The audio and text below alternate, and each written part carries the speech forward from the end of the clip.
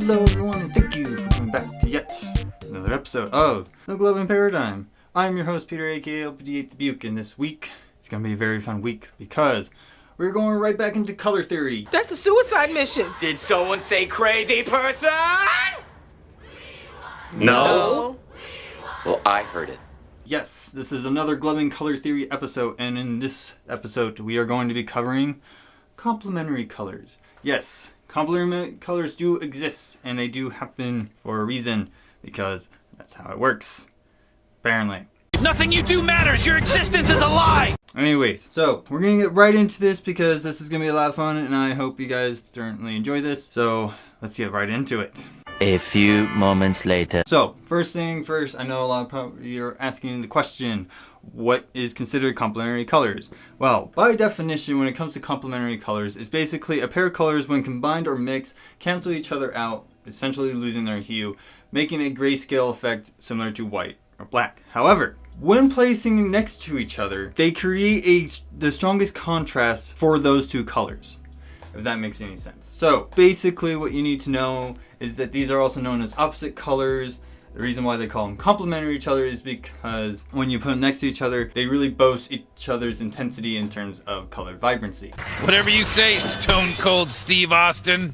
I don't know why I just said that. So what do I mean by this? So we have multiple different models, but basically how this works is that you take the primary colors and the secondary colors, and you're going to pair them up to the point where each outcome comes out either white or black, depending on which model you're using. So for the example of gloving, since we use light as our platform for our colors, we have to use the additive color theory model. So in this instance, we have red, green, blue as our primary colors. Then we have cyan, magenta, and yellow as our secondary colors. The goal that you're going to do here is that you're going to take the primary colors and you're going to pair it with the secondary colors that particular primary color does not correspond with. So for example, if you have red, you're going to combine it with cyan. That's going to make white. You're going to take green and pair it with magenta. That will make white.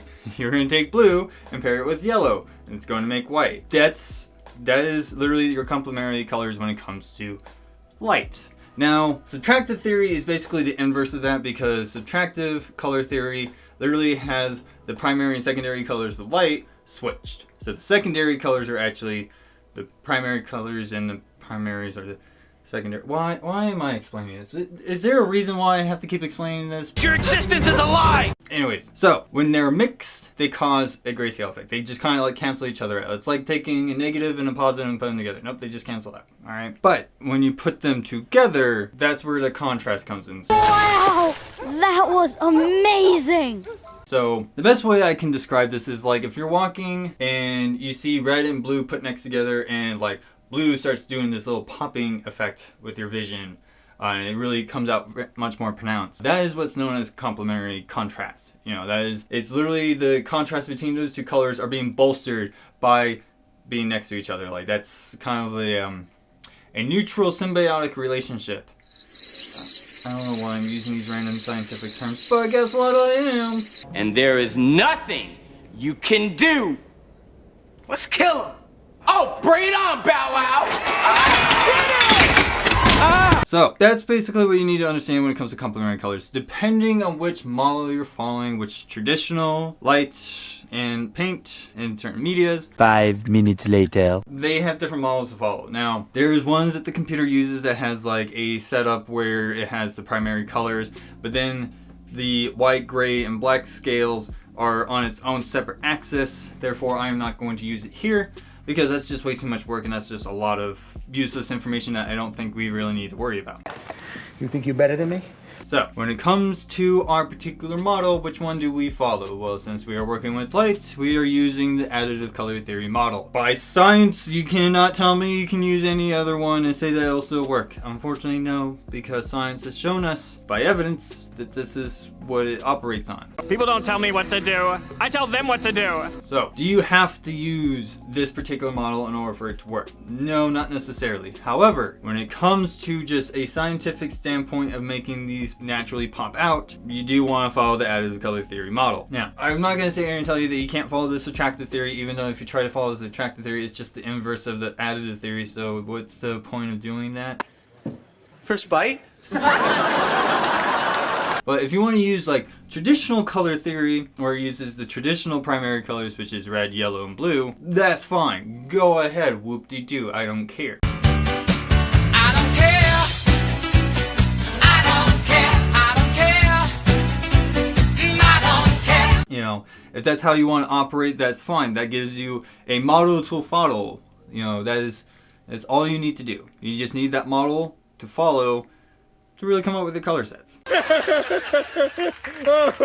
It's funny because it's true. So, like I said, when it comes to our particular model that we're going to follow, in this example at least, is going to be the additive color theory. So, I already told you kind of the ideas of which color pairings that you have. Oh, thanks, man. So, when it comes to the additive color theory, when it comes to the combining aspect and the mixing aspect, when it makes white, it has to be at their fullest intensity. So when it comes to gloving, if you have these particular color pairings on the highest tint control / true brightness control setting, then you're going to have pretty much white on the idle. Why is this important to know? Well, I've always talked about how your tints can really help hide what colors you're using within your color set, right? So if you want to have a white idle and actually have very interesting contrasting colors to really pop out when you move your hands, you can use this model to kind of pull this off. So you can have red and cyan on high, put them together, it makes white, right? So on idle, it'll sit there and be white, but once you move it around, then you see the two contrasting colors, and they're gonna pop out way more. So that's something to take in consideration. That is the idea when it comes to using complementary colors within gloving color theory, is that you're using these to make them much more contrasting, so that way they will pop out more. If I remember correctly, through the algorithm that the Uber Nanos use, they kind of follow this type of model. When they add in complementary contrasting colors, they really help your color selection pop out even more, if that makes any sense. Hopefully it does. I know sometimes I just feel like I'm talking to myself, because that's what I like to do, is talk to myself. Stop it. Get some help. What is wrong with you? Now, I will certainly say this. If you want to have one particular color be bolstered by the other complementary color, but you want that particular color to be the focal point, so in the example with red and cyan, let's say you want cyan to be much more pronounced. Then you want to make cyan a little bit more brighter than the red. The red's still going to complement it, but since cyan is much brighter, it's going to be bolstered even more because it takes more of the forefront. Hoping that makes sense. No. So once again, I'm just going to reiterate this. If you try to follow subtractive color theory, you're literally just following additive color theory in reverse. So if you want to use it as your method of how you go about your color programming, then go ahead. That's fine. I'm not going to stop you. I'm just letting you know that you're just kind of working backwards when it comes to additive color theory, and there's just no point in telling people at this point. It is just, you know, redundancy at this point, and it's totally fine. So, it is what it is. It is what it is. It is what it is. So, with that being said, I want to touch on traditional for a little while, alright? Because traditional color theory is a model that we can use. Is it going to be correct when it comes to a lot of people? No. But this is a model for you to operate with your colors and use that to your advantage, if done right. Now, I will certainly say when it comes to a lot of this stuff is a lot of trial and error. You gotta tinker around with these settings. You gotta see what really works and what really pops out, especially if you're trying to figure out how to make this work on camera, because camera is the thing that makes it difficult when people want to record. Yeah, I have a feeling I'm going to have to eventually cover a camera episode. I'm really not looking forward to that. Please don't. It's just because I don't really know that much about cameras. What? Knew it. Stop letting him make you realize stuff. We'll cross that bridge when we get there. So if you don't know what the traditional color model is set up as, you have your primary colors, which is red, yellow, and blue. Then you have your secondary colors, which is green, purple, and orange. These are your color pairings. So you got red and green, you got yellow and purple, and you got blue and orange. These are the colors that they have found to be very complementary to each other. Now there is a long, extensive history when it comes to traditional color theory. It goes all the way back to, you know, Picasso and Van Gogh and all that stuff. So if you want to look into traditional color theory, go read it on Wikipedia, go down that rabbit hole of information, because it is a very deep rabbit hole of information. No, I don't really feel like it. But what I'm going to tell you when it comes to traditional color theory color pairings is that yes, you can use them for your color pairings in light. So a good example is maybe you use them as your impacting color complements. You know, that's the whole thing, is that they contrast with each other, so you can actually follow that. This is something I have been talking with a lot of people within the gloving community who are interested in impacting and want to experiment with the non-traditional colors of red and blue. Why? This is something that you can follow. Do you have to follow it verbatim? Not necessarily. It's something, again, you got trial and error. You got to tinker around and see what works. Nope, stop talking, go to jail. But this is a good place to start for a very good reason. You know, marketing uses this, but science also shows us how it works, all right? So with that being said, what is it that we come to applying this to gloving? Well, when it comes to programming, it's very simple. Using complementary colors, again, like I said earlier, is that you can use these to have one or more colors actually stand out more. Now, it's going to be a much more advanced color theory when it comes to color selections and how to make those color selection works. I will definitely get that into a much later episode. But when it comes to your complementary colors, you're going to try to use them either to boast each other or one or the other. When it comes to figuring out which one you want to do, if you have one color over the other, you want to make the one color you want to stand out more to be brighter than the other color. I would say anywhere from a 1 tier stand up. So if it's on high, you put the other one on medium. If you put the other one on low, I don't think it's really going to bolster it that much. It really depends on your chipset, because certain chipsets have different brightness, and it's just because of how they're programmed and how they're manufactured.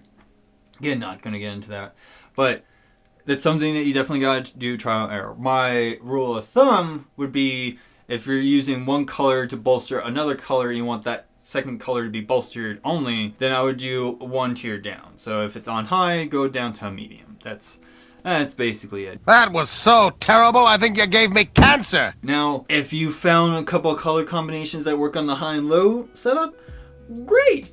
Go for it. You know, no one who is stopping you at this point. Just do it! If anyone's stopping you, then that's just crazy. But like I have said, your tint control and your true brightness control is really going to help with that. Now, if you're trying to do really cool ideas like hiding it within white but still want them to be contrasting, my suggestion to you would then be basically it's very interesting how certain color programming selections go, but you can definitely put white in between your colors and put them on maybe like a medium or low. So if you have, like, let's just use green and magenta as your combo, right? You got green and magenta. Putting white in between is actually going to probably help. Now, I would certainly say if you had your magenta and green on high, try putting white on medium or low. Maybe start with low first. If it doesn't wash it out into that white grayscale effect that you're probably going for, then bump it up to medium. If you put it on high, I think it's just going to kind of detract away from the contrasting colors that happen within it, because it kind of breaks it up.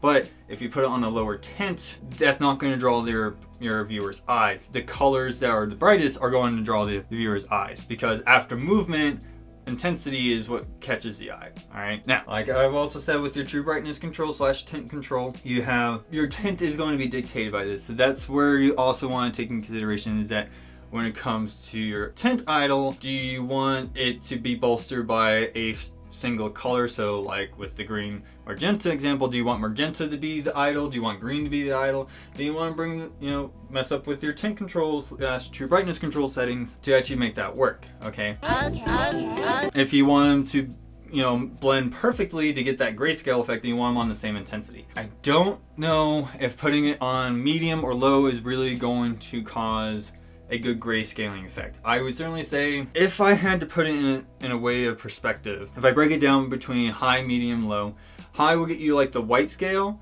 medium will get you that gray scale, as low will get you that black scale. And that's kind of like how I would put it. And that's trying to take into effect of what the computer, what a computer does with color theory and how it mixes, because it has that third like grayscaling axis that it also operates on. Much later. Again, I'm not going to go into huge lot of detail, but that's something to take in consideration. But I think that covers everything I want to cover. I certainly hope that you guys enjoyed what I had to say about this particular subject matter, because this is a subject matter that I know a lot of glovers want to talk about, or they want somebody to explain a good lot of ideas for them to work with. So I'm hoping with what I said in this episode that it gives you guys a lot of good ideas to start titillating, start working on, start tinkering around. And Jesus wept, for there were no more worlds to conquer. I want you guys to experiment. I want you guys to explore with what your chips can do. And complementary color theory is a good way to start. Should we bail? Works for me. Wait. So, if you have any questions that I did not cover in this episode, you do have the various places you can hit me up at. I do have a Facebook. I do have an Instagram. I am on YouTube. I'm on Discord. I'm trying to be everywhere. But please let me know what your questions are so I can help answer them, so I can help elaborate on anything that I probably did not elaborate further on. Allow me to help you. I just need you to help me by telling me. I cannot read your minds. If I was able to read minds, I don't think we would need a legal system. 3 days later. So, certainly I hope you guys enjoyed what I had to say on this episode. Those are the various places you can hit me up at. Of course, hit things on my wall like I always do. But of course, if you like the content that I make and you wish to help me make better content, you do have the wonderful opportunity to support me on Patreon. Yes, I'm going to keep pushing this. Yes, I am working on updating my Patreon tier list to get that going, because I want to gain more engagement onto my Patreon side, and I know what I need to do. I just need to roll it out. Just trying to figure out certain things in terms of other stuff. Like, I already have the tiers already done in my head, and I just need to update that on the website. I'm just having a thing that I need to make a video when it comes to Patreon, because yes, I need to have an intro video so people would be like tantalized to come support me on Patreon. But I just don't know where I want to go with that. Certainly hope I can figure it out. I don't know. I'm trying to figure this out. It's just there, working on it. These aren't even good lies. All right, fine. I had to come up with something. You were getting too close. Close to what? To the truth! So, yes, once again, thank you guys so much for tuning in and watching / listening to my show. I certainly hope you guys enjoy what I had to say. I certainly hope you guys enjoy the ridiculous absurdity that I have when I'm sitting in this little room that is essentially a closet with a desk inside of it. Gay! But yep, that's pretty much all for my episode. Once again, thank you guys for tuning in. I absolutely love you guys. It wouldn't be possible without your guys' continued silent moral support, but I am your host, Peter A, aka LPD Dubuque, and I'll see you guys all next week.